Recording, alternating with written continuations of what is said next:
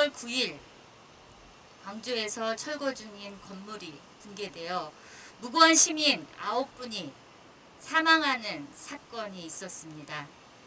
광주 철거 공사장 붕괴 사고는 이웃만을 추구하는 논리와 관행이 불러온 예견된 참사였습니다. 이웃만이 강요된 현장에서는 노동자의 작업 안전뿐만 아니라 시민의 안전 또한 보장받을 수 없다는 점을 상징적으로 웅변하고 있습니다. 오늘 전국 도시철도 노동조합의 대표자분들이 모두 이 자리에 오셨습니다. 최근 서울교통공사는 약 2천여 명의 인력 감축을 골자로 하는 구조조정안을 발표했습니다.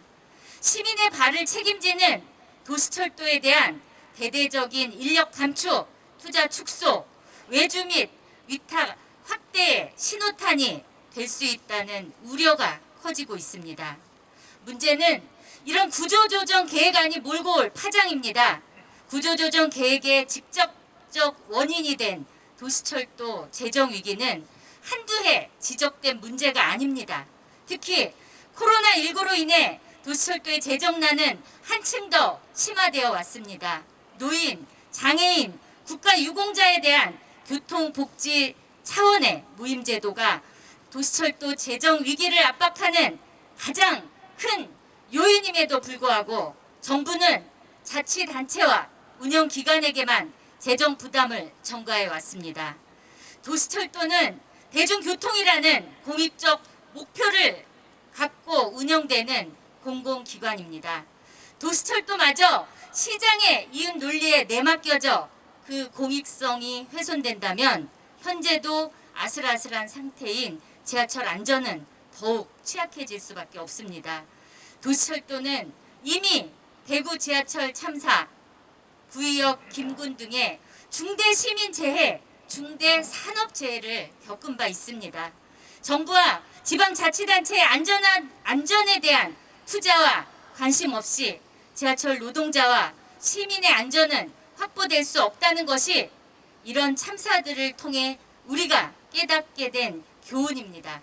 이런 상황 때문에 작년에 저와 여야의 많은 의원들이 도시철도법 등 관련법 개정안을 함께 발의해 중앙정부가 도시철도 운영기관의 무임수송 비용을 부담하도록 노력했습니다. 하지만 기재부의 반대에 부딪혀 통과되지 못한 채 아직 국토교통위 상임위에 계류 중입니다.